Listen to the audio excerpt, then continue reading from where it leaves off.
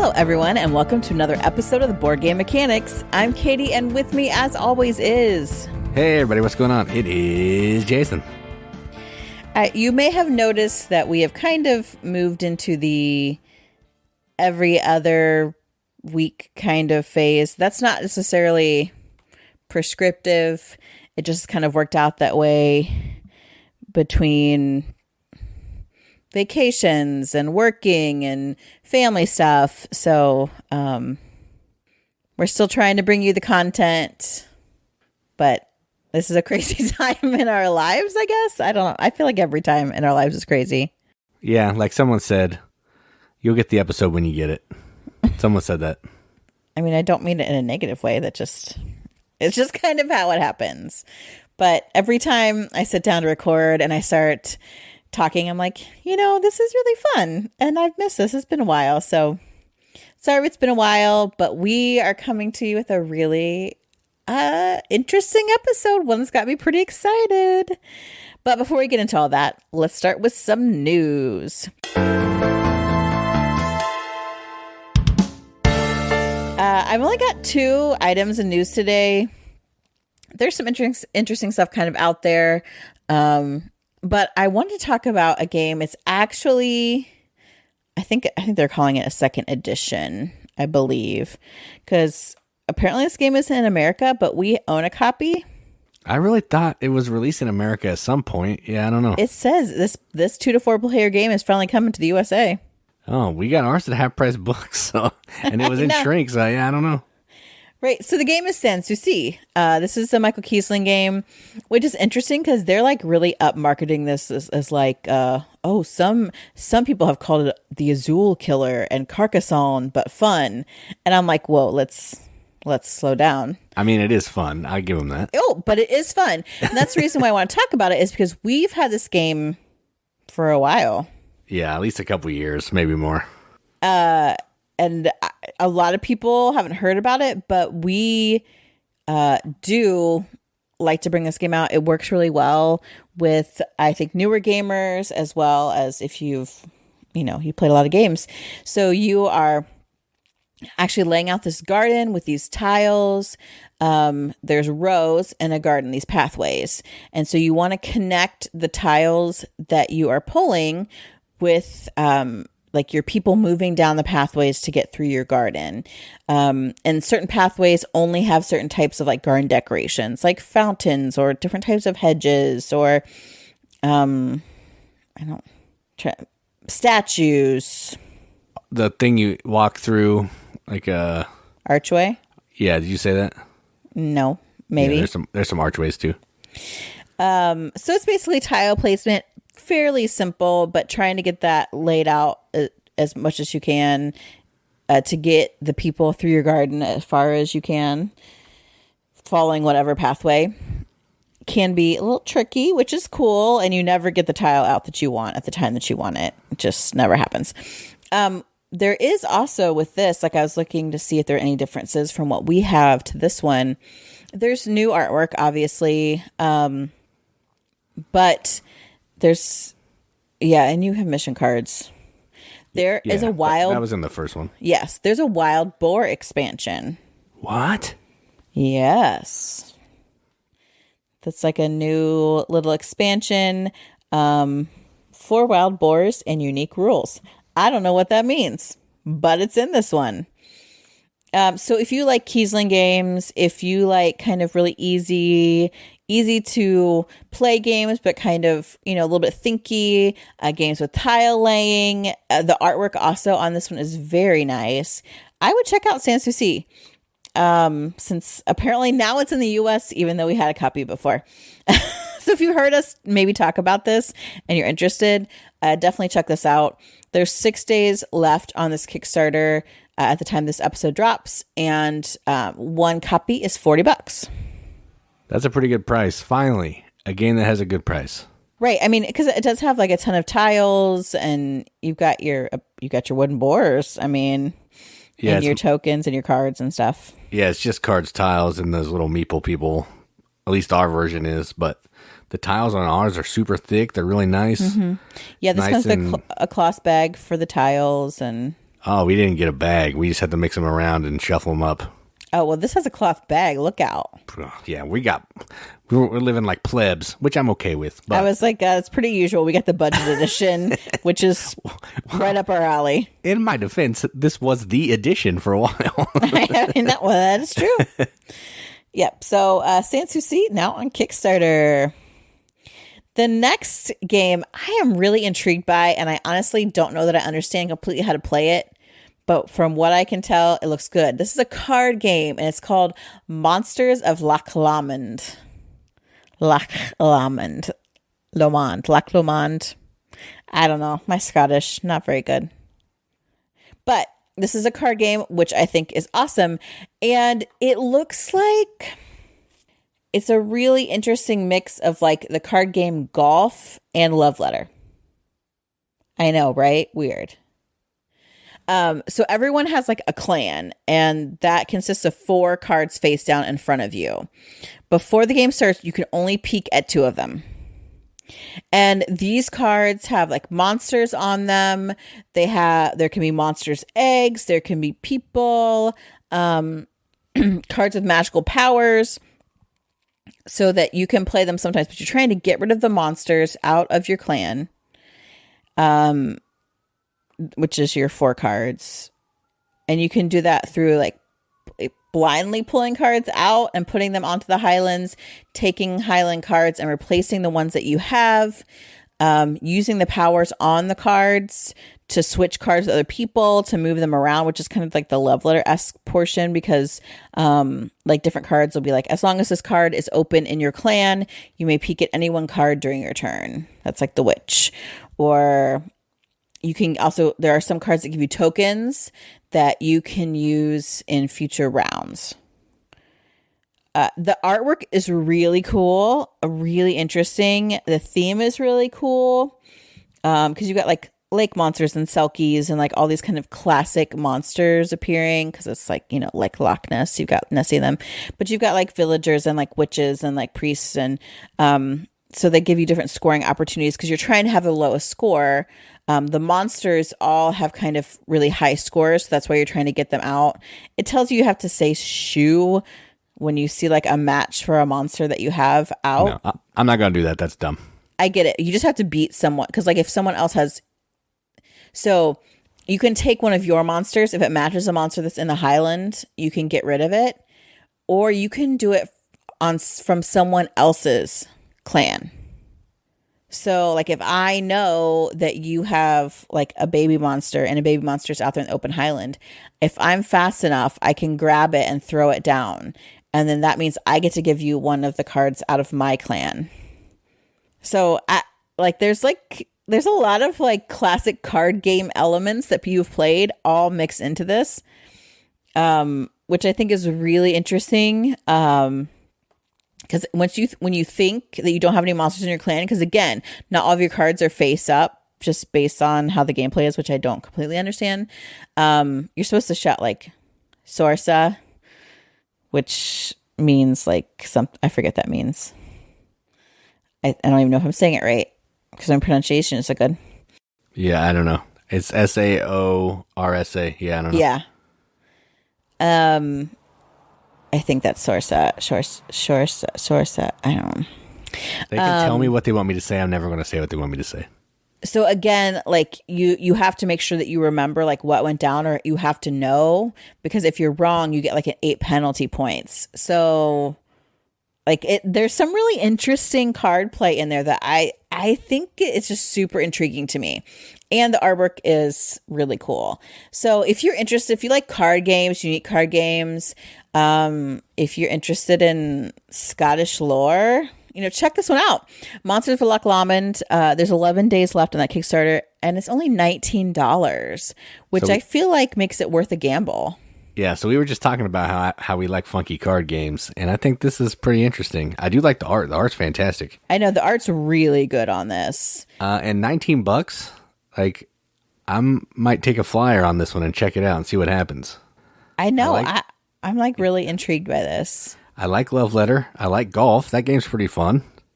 And if it's anything like that, it's at least going to be all right. Yeah. Yeah. it's like totally funded. I mean, a lot of people seem into it because it's like a really decent price and it looks cute. Like I'm super intrigued.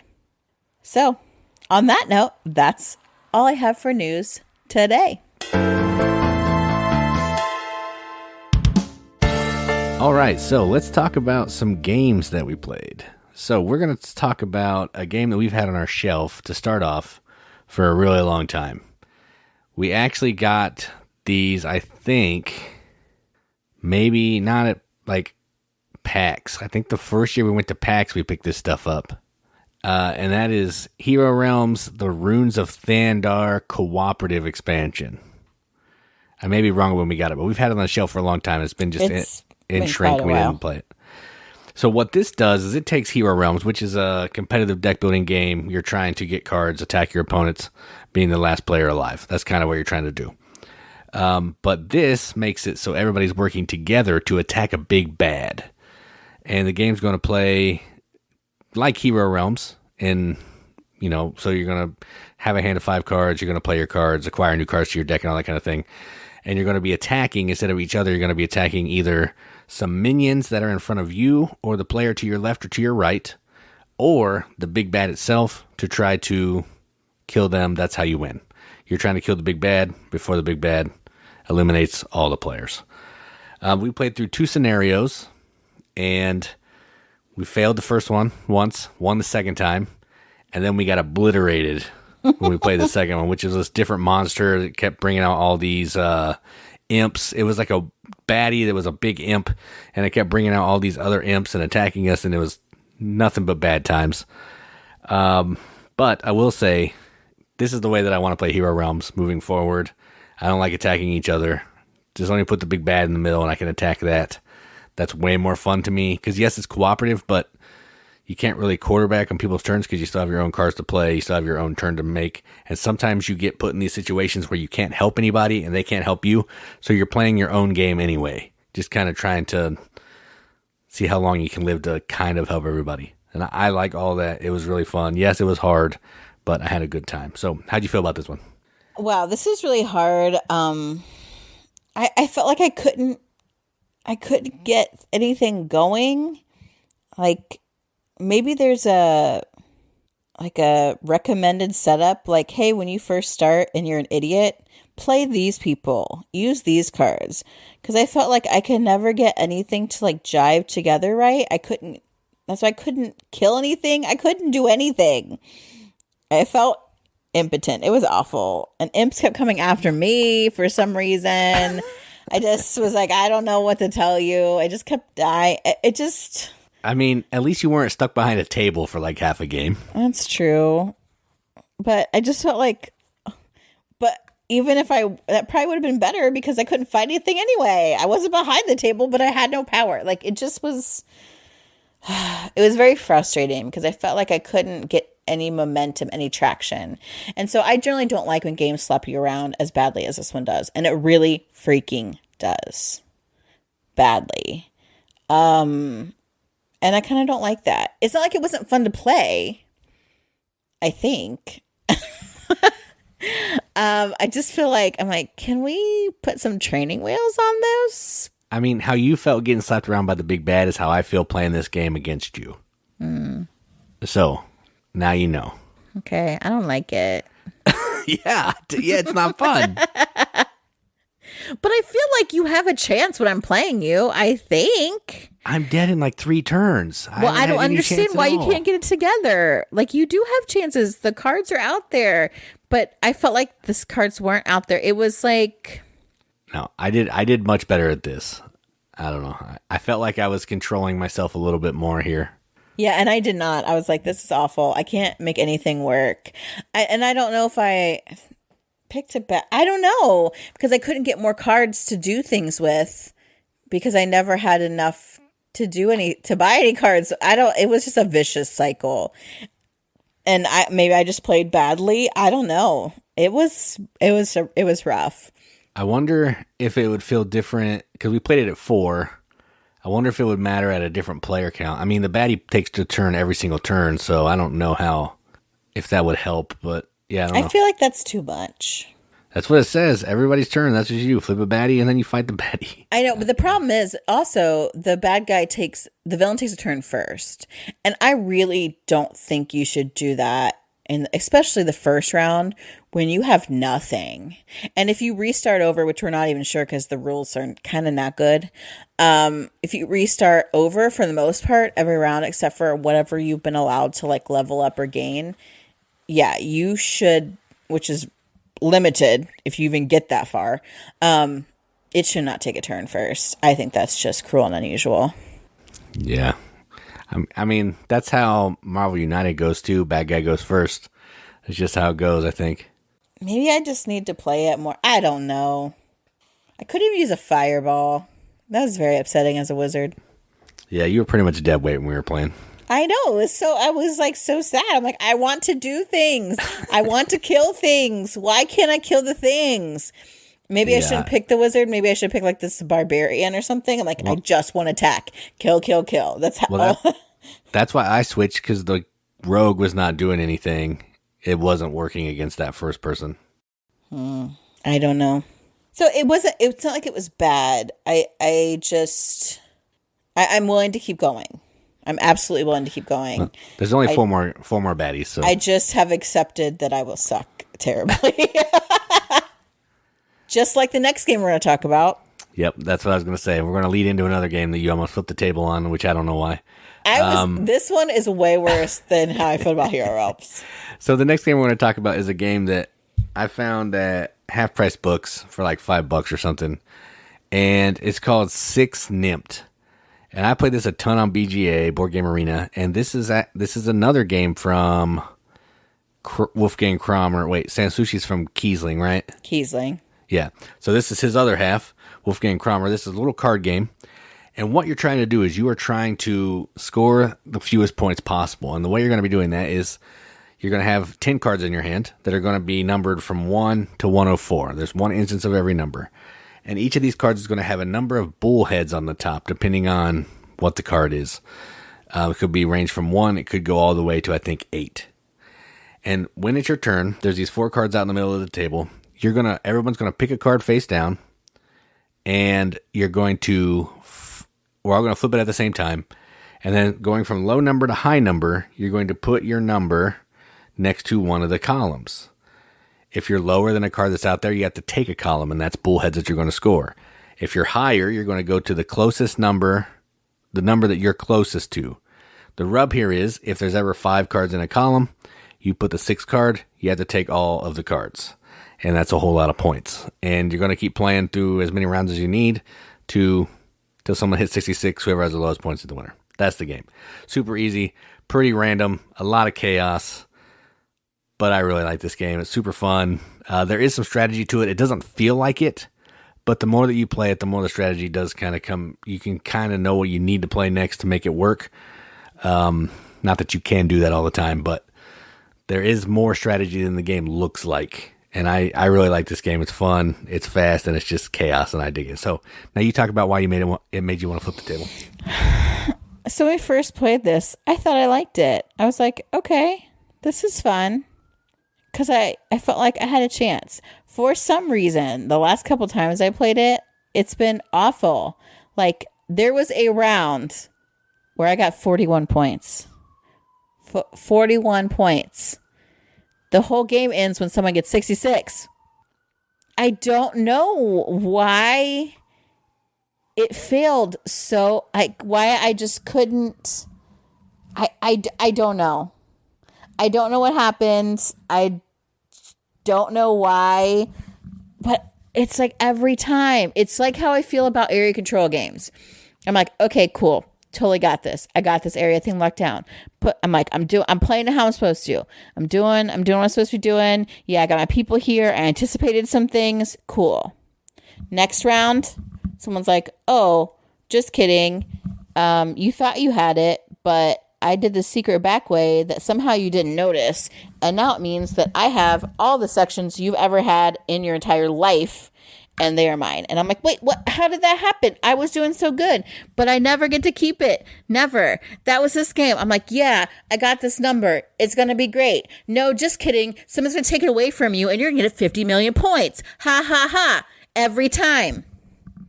Like, just very upsetting. So first off, you're making it seem like this game is like, it takes an hour and then you're miserable for an hour. It's like 30 minutes. Well, I was miserable for 30 minutes, the whole 30 minutes. And we played twice. So a whole hour. I was very upset. Well, I thought maybe after you've played this game now 3 times, you might be getting a little better. But I thought I was really good at the beginning. And it has gone downhill since then. And I don't know why. And I'm good at card games. I am. I thought I was. I guess I'm not. Not that one. Oh, I don't know what's happening. Also, then for some reason, like consistently in one game, Jason would always pick the card that was just like one lower than me or like one higher than me. Like it's like he went out of his way to screw me over. And he does this like I don't even know what card you're playing. I'm telling you, in like every card game where you have to like kind of outthink your opponents, Jason always somehow finds a way to screw me. I don't know how he does it. I don't know if he like reads the cards in my eyes.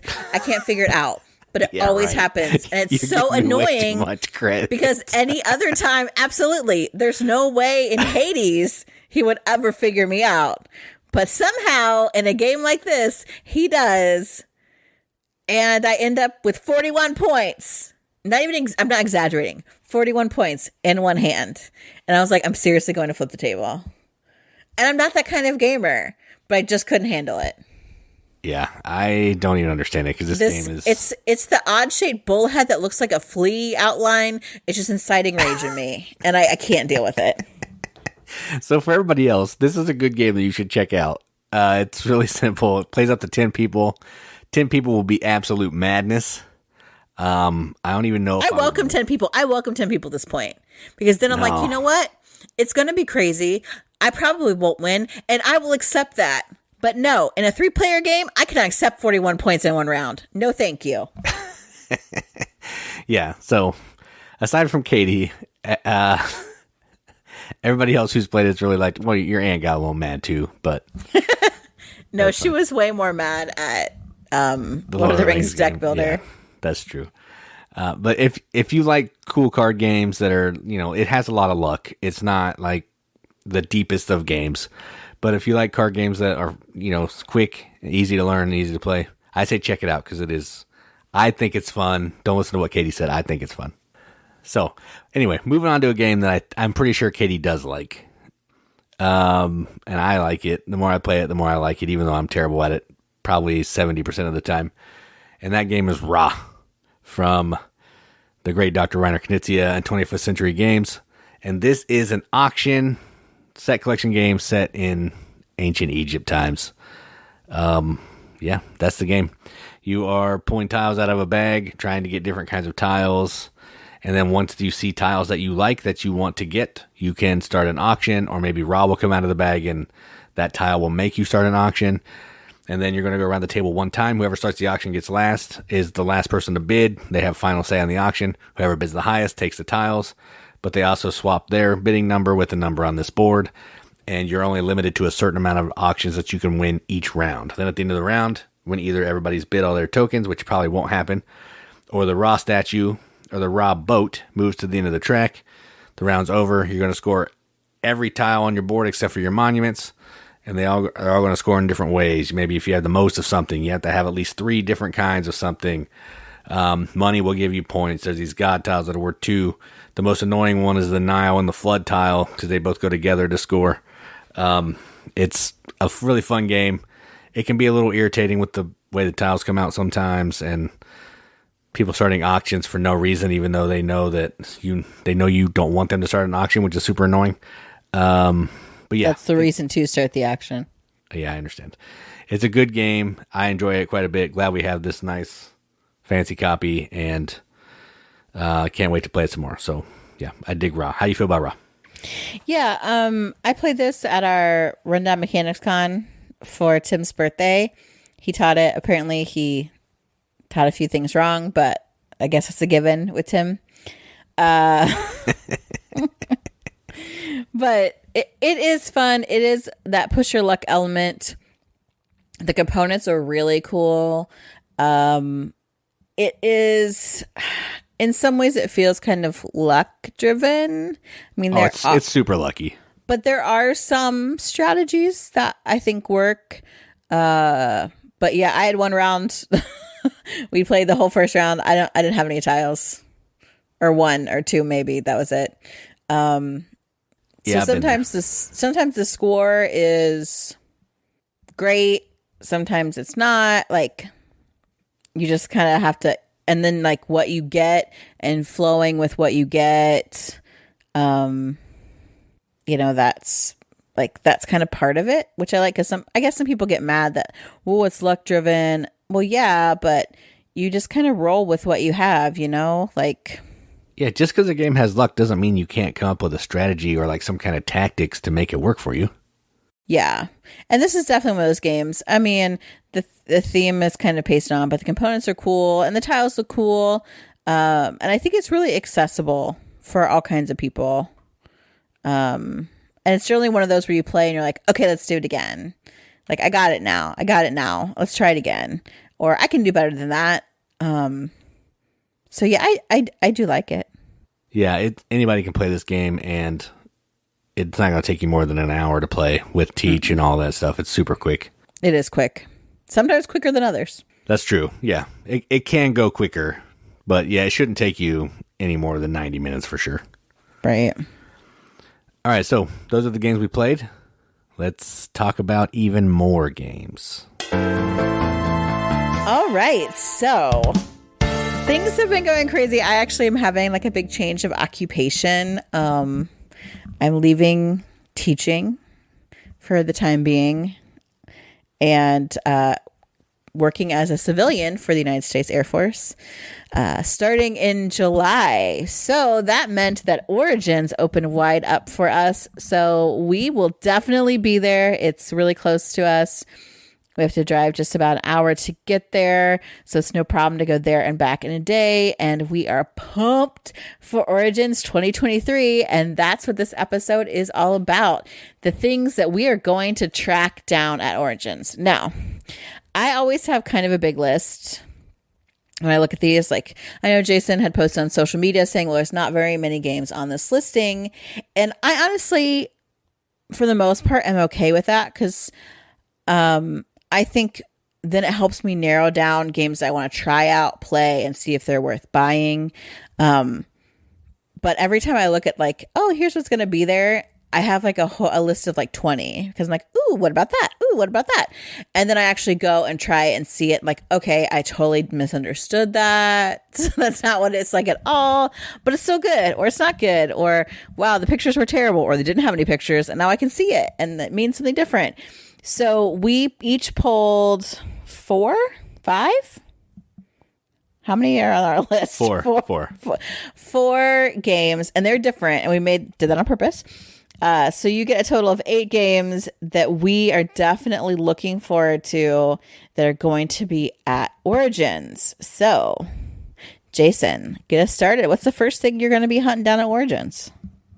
All right. So the first thing that I'm going to look for, well, depending on where it is in the hall, but the first thing I'm going to talk about that struck my fancy is Santa's Workshop 2nd Edition. Now, I don't know if this is a reprint, a straight reprint, or if it's getting some changes done to it, cleaning it up. I don't know anything about that. I don't care, other than this one fact. The art is now from Andrew Bosley. Andrew Bosley is amazing. So, I need to check it out. And I like Santa's Workshop. We have, of course, the 1st edition. But again, it was the only edition, so you can't say that I bought the old and busted one. It was just the only one. But it has really weird art. It's a Rio Grande game, so you know what you're getting kind of there. But it's a cool little worker placement game where you're trying to make toys and deliver them to kids for Christmas. You may go and pet the reindeer and do some of that stuff. And then Santa's going to come every so often and investigate your work and give you some points. You got different elves that are going to have special abilities and powers that will help you along your journey. Fantastic game. If this one make some tweaks, because sometimes the last round in the first game can get a little bogged down because everybody's trying to do the same thing. Right. So if this one maybe fixes that, I'm down. So artwork alone, now I'm usually not this guy, but I do really like Andrew Bosley. So artwork alone, this game is worth picking up because it looks great. But fixing the mechanics, it would definitely be picked up. So there we go. So my first one, Santa's Workshop. That is so Shell. You wasn't there just a blog post ranting about how games need to be worried about form instead of... No, I don't know what you're saying. That doesn't sound like something I would write. Interesting. Speaking of this, though, I was looking around the room, and I don't know where our Belgian beers race game is. I just saw it the other day. Oh, I'll keep looking. I don't know where it is. I saw it. It should be in the stack to the left of the window. All right, I'll keep looking. You can talk. Okay. So my first game, I did pick based on looks because I was super attracted to the actual like box art on this. And that game is called Dubious. That's from Arcane Wonders. It's out now, I believe, because you can actually buy it. But this is a game, deduction, which y'all know I'm a big fan. Deduction with like a little bit of story, right? So you're like trying to guess who's who. As far as I can tell.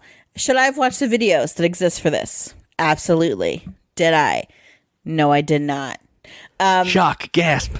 I know, right? Watch a video, listen to some podcasts here, right? I've done a few here lately.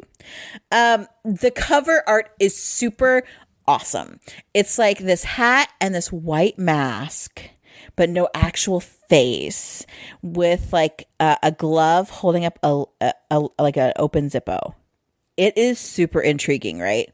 And I thought I was reading in this game, there's like 3 different types that you can play as far as theme, like fantasy, medieval, or modern, which I think is super cool. So in this game, you get like an identity, an occupation, and you get a secret.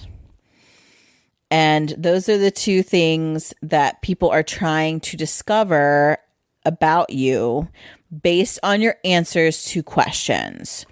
So like your occupation could be a baker, and your secret could be that you are a counterfeiter, which is really interesting because like dough is passing. I think it's cool. Okay. Anyway, so like you get two occupations, you choose one. You get 2 secrets, you choose one. So you already know an occupation and a secret that aren't out there for other people to be, right? Okay. So we're starting deduction. Yeah. Jason, this is how it works. Okay. And there's like 3 different sets of possibilities of occupations and secrets. So then cards will come out that are asking questions like, what superpower would you have? So like a counterfeit baker, the superpower might be super speed, or the ability to like make things faster. I don't know. Like you are answering them, I think. And then you listen to everyone's answers to the questions to try and figure out what you think their occupation and their secret are. I don't completely understand it, but it looks really, really cool. Like really cool.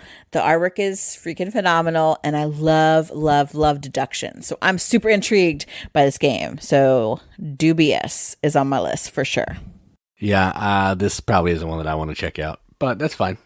We'll go. I'm sure there's something at the Arcane Wonders booth that I'll be interested in. Oh, there's some other things I saw at the Arcane Wonders booth that I wanted anyway. Yeah, I'm sure. But yeah, that box cover is pretty cool, though. I'll give you that. I think you might like it, though. It's like deduction, but, it's not all reds or something. Yeah, I was going to say, let me tell you about that game, 13 Clues. We saw how well that went, okay? Yeah, that was not good. I'm just not good. My brain doesn't work like that. All right, so the next game that I wanted to check out is already out, I believe. I've seen some reviews, and I think it's been for sale, but again, we don't get a ton of new games. So to me, this will be the first time I'm checking it out. And that is Joan of Arc, the Orleans Draw and Write. And this is from Capstone.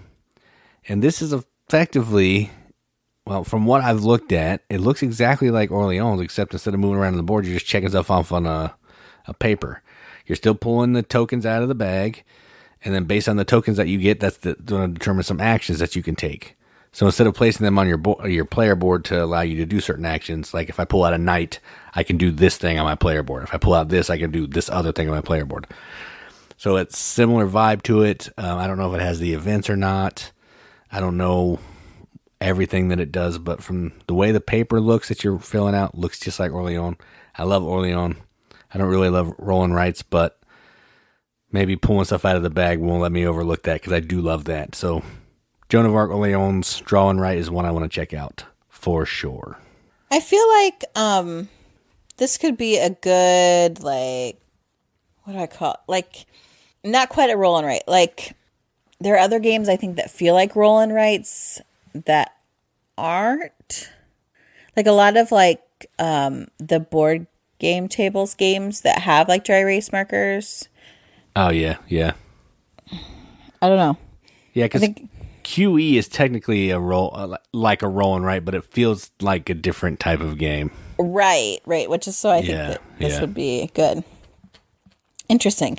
My next one I've looked forward to for a long time because I absolutely love, I think, every stinking game that this company has made, and that is Kids Table Board Games, and the game is Diced Veggies. I believe this is demo only still. I think so. I think that's what I saw when I was looking through it. So this looks to be like a lighter one of their games, but gosh, I freaking love everything from them. So I'm like, I don't care what it is. Where you've got this, you make like a little square of dice, which is like your block, and the dice are different colors, represent different vegetables, and you are going to then use this really cute, like player piece, which is like a cardboard meat cleaver, to cut the dice out of the block that you want to use for your recipes. So there are some stipulations, like you can't cut out dice that the pips add up to more than 10, or like you can't cut dice out that like separates the block so it's no longer intact as one. I just think it looks like a cute little game. Their production quality is always awesome. I love the art style that they have. I just like have a weird love affair with Kids Table Board Games. Even though I just learned how to say their name like last week. I'm sure you'll forget again. I probably will. I looked them up in BGG. I'm like, we have all their games. So I'm like, no, we don't. Oh, most of them, honestly. We don't have like Bugs on Rugs and there's like a house or Food ghost Fighters. House. Yeah, Haunt the House. Yeah, Haunt the House, yeah. Which I didn't know about. Coco Nana. We have the big box ones. These are all like the little box ones, like dice, whatever that one's you're talking about. I want Maple Valley. We do a Power Plant Problem Picnic. We backed Maple Valley. It's just not done yet. And we got Recreators. Recreators the Shark. I know. I'm hoping they have that. I want to get that. Or the Relic Hunter. Cool. Yeah, I just the art style is what I dig. It's like like even the fonts.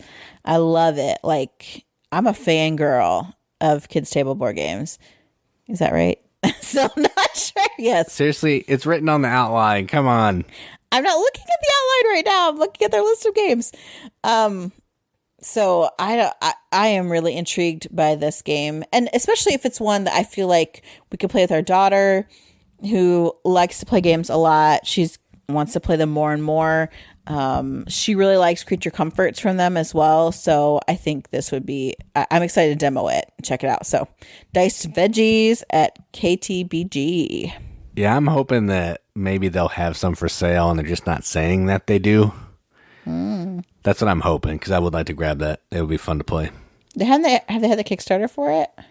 I don't know if they have yet or not, or if it's going to be an add-on to one of them or something. I'm not sure. So speaking of games with dice and little boxes, My game is called Chicken from Keymaster Games.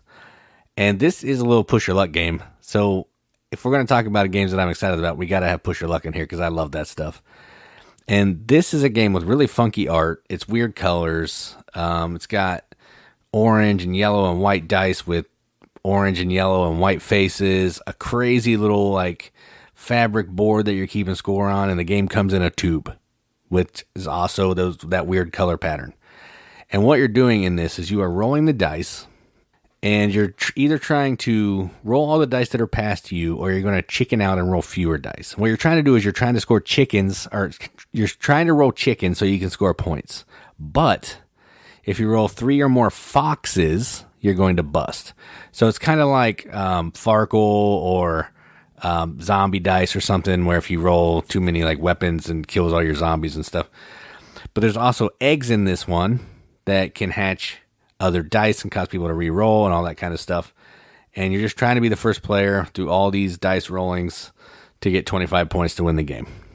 And that's it. Just a crazy dice rolling game with some push your luck elements. So I had to talk about it. Keymaster's fantastic. So I'm sure that this one's going to be good because they have a good pedigree of games. So yeah. Chicken is mine. Third one.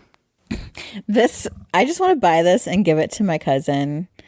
So my cousin, he's got to be in like his mid-20s by now. When he was a little kid, like in elementary school, he was the president of the Chicken Club, which is a club that he made up. And like he was really serious about it, like had like posters, all kinds of stuff. Like I wouldn't be surprised if he at some point decides to go on and like, I don't know, work in DC. Like he's just be a chicken farmer. Not a chicken farmer. But so like he does everything like he's going to take over. And the Chicken Club was a huge deal. And I'm like, dang, I should get him the chicken game. I'd be like, you said it wrong. Chicken. Oh, sure. Yeah. The next game is from another publisher I love, but they changed their name and that only continues to confuse me. So the game I want to talk about is Pollen. And so Pollen is a Knizia game. Hey, we know him, right? I love Knizia. Are you going to throw over Stephen Feld for Knizia? Stephen Feld? Stefan Feld. That's his English name. Well, part of it is people will actually play Knizia games with me, so there is that. I feel like we play Feld games a lot. We haven't played a Feld game since the last time we played Merlin with the Board Game Rundown guys. All right. Since I don't know which games are Feld except for Merlin, then it makes it difficult for me to judge. But Pollen is Knizia. And I guess this might be abstract in some ways, but this is a game about creating a garden. And the artists, so first off, like I was attracted to this game because it's so pretty. Beth Sobel is the artist on this. This is from BoardGameTables.com. I refuse to use their new name. I don't care. I just now got to say it right. Again, we've talked about this. I have problems. You can't go change it on me.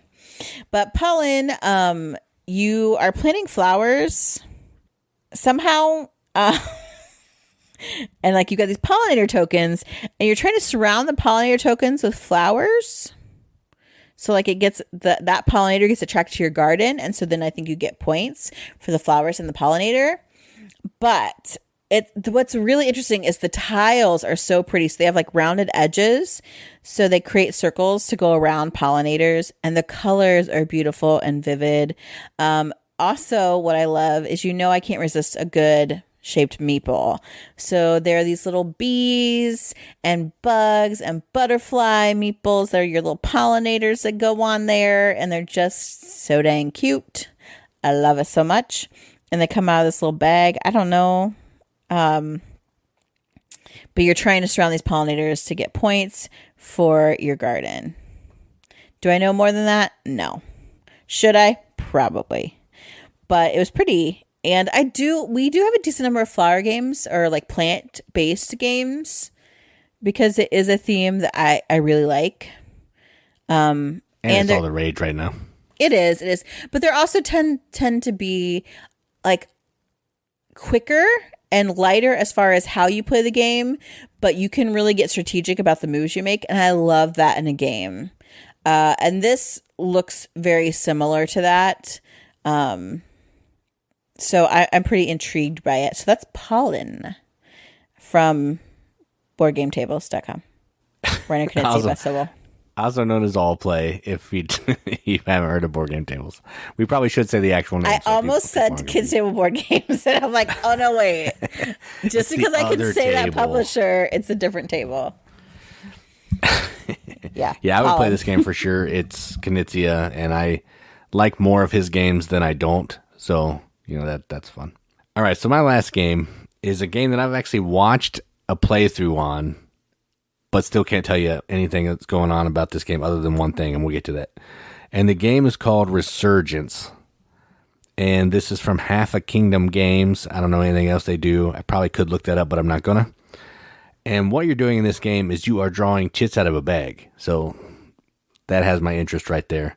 And you're going to be placing these chits on the boards to take different actions, to try to play cards, collect resources, all that kind of stuff to ultimately score points. Now, there's way more to it than that. That's an oversimplification, but all you needed to tell me was you're pulling stuff out of a bag, and the game's got to be good. So, yeah, just on that alone.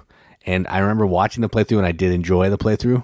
So, chances are it's something that I'm going to like. So, my last one, that probably the one I'm the most excited about, is Resurgence, even though I know little to nothing about it. So, there we go.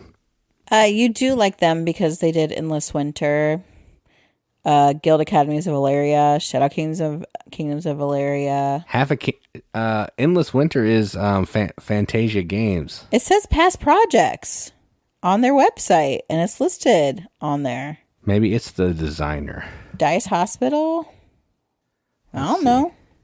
I don't know. Oh, yeah, the designer of this. Yeah, okay, not the publisher. Yeah, I was thinking publisher. Yes. So I do like this designer a lot. So, yeah, you had me at Endless Winter. There you go. Yeah, I knew that. Yes, yeah, I knew that. Ha! I just looked it up on the interwebs. Okay. So my last one, I know next to nothing about except the name and the designer and the artist who I love and the publisher who I also like. Clemens Franz. No. Try again. Although I do love Clemens Franz. All art leads back to Clemens Franz. In a weird way in which I don't like his art. I love Clemens Franz and that I don't like his artwork. The game is Luthier. I don't know. I'm not sure. I just always go with the French pronunciation. This apparently is super recent, super dropped. It's from Paverson Games. And I really like them because they did Distilled. And we talked to Dave Beck, right? Yep. And he gave us a shot glass because that was cool. He was so nice. So excited to talk about his game. So excited to talk about games in general. And we talked about games we like. And he really says he likes the crunchier Euros. And I'm like, dude, we're with you. And he's like, yeah, I'm working on one. And I think this was it. Yeah, I think so. The artist is Vincent Dutrait, dude. That's my homeboy. I love me some Vincent Dutrait artwork. For real. I'd like to see instruments drawn in the style of Weaverson Santiago. Clemens Franz. No, we've seen that before. No one wants that. But I love Vincent Dutrait. And I really like Dave Beck. And I really like Paverson Games. So this is going to the height of classical music in Western Europe, which I'm a big fan. Bach, Mozart, Beethoven, love me, all of them. Even though Tchaikovsky is my favorite, right? So it's like a combination of hidden bidding and worker placement. And you're managing your resources to craft these musical instruments in your workshop. And then also like get historic patrons. I mean, obviously you need patrons. You got your own tableau for your actions. You can get bonuses through that. You're going to like improve your skills. Get some worker abilities. I mean, everything they're talking about is like speaking to me. So then you can do some other things like there are goals to unlock, to work on, like musical performance, some instrument building, repairing, training your apprentices, expand your workshop, gaining reputation. And the end of this sentence is what I'm so all about. Provide multiple paths to victory. Yes, please. What the what? I am down. There just now is a picture of the box cover, which, looks great. I like it. That's it. As far as that is concerned. I cannot wait. I'm definitely going to demo this. Distilled is also going to be there, and I want it, but my husband's a cheapskate and won't pay $90 for that game. No. I will not. You are correct. I'm just going to hold out. If he's doing like pre-order copies or pre-orders for Luthier, I'm doing it, and you can suck it. Because I was sad that we missed out on Distilled, and this looks really good and has a theme that I really enjoy. This theme has been used by other people. The one that I think I would like to play is Lacrimosa. Obviously, a lot of people are saying it's really great. I would love to play that. The other games that are themed this way, I felt have all failed horribly to be good. I'm very upset by that. I'm looking at you, Symphony Number 9, as one example. Well, in Symphony Number 9's defense, it's an auction game, but it doesn't feel like it should be an auction game. It wasn't what I wanted. Yeah, right. And I just feel like this has the potential, man. I mean, we're building our instruments, we're getting patrons, we're doing all these things. Multipass to victory, yes. So Luthier, Paverson Games, I'm coming for you. Yeah, that one seems really cool for sure. He's like blowing it away with, coming out of the gate swinging with Distilled, and then hopefully this one's awesome. But Distilled has gotten great reviews, so I'm assuming this one will be good as well. But I like the theme on this one almost better than Distilled. Yeah. I like the artwork on Distilled too. Like the ideas, I thought the mechanics were really good. I've yet to play the full game. We did demo it with Dave. Mr. Beck, I'm not sure. We're not close. I don't know if we're close enough. He doesn't listen to us. Make up a name, call him something else like Don. He doesn't. Don Beck. He doesn't Don listen. Beck, Stephen Feld. Stop it. That was his English name. Okay. He doesn't listen to us, so I guess it doesn't really matter. But, yeah, it was really cool to just demo it. I'd like to play the full version of that, and I can't wait to demo this. So yeah. Yeah. All right. Well, those are the top 4 games that each of us are looking for. There are many others. Oh my goodness. Mother Frankenstein was cool. There was another one from Allplay that I was interested in. Fiction. And then there's always surprises.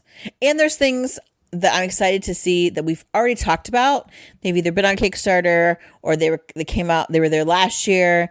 And I'm excited to see them again. I also really love to look for new kids games, pick up something for our kids.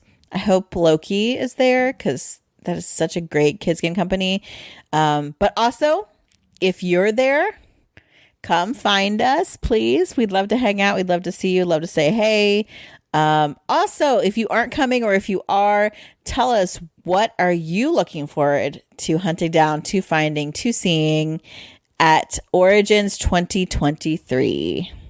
Yeah, and one more thing I'm excited about is the crusty Rio Grande booth that has all those old busted games that I just can't quit. So looking forward to that a lot too. Yeah, it's like everything is Clemens Franz artwork in that booth. Oh yeah, or worse, actually. Yes, actually worse. Clemens Franz is a gem. Yeah. He looks like Ian O'Toole compared to some of this stuff. I feel bad. I know Clemens Franz doesn't listen to us, and I bet he's a wonderful person. I don't actually hate his art. It's just it's at this point it's just kind of become a meme now. So I just feel kind of bad. Clemens, if you're listening, you're number one in my heart, okay? Unless Vincent Dutray is listening, and he really is number one. Yeah, if they're listening to us, they need to find better things to do. I know. This is only pretty okay. You don't want to be here. All right. I ran out of water, so we're gonna have to wrap this up. But yes, let us know what you're looking forward to at Origins. Check out the list that's out there. If you're gonna be there, let us know. We'd love to say hey. Our friends, the Board Game Rundown, will be there in a booth. I don't know what they're doing, selling kisses or something weird. I don't know, but they'll be there. So stop by, say hey. We'll probably be around there some too. Or we'll be like at North Market getting some like awesome pretzels and sushi and Jenny's ice cream. Yes, I definitely want a pretzel. That sounds awesome. Yeah. Okay, well, I've been Katie. And I'm Jason. Keep gaming, everybody. Keep gaming. My water ran out too soon.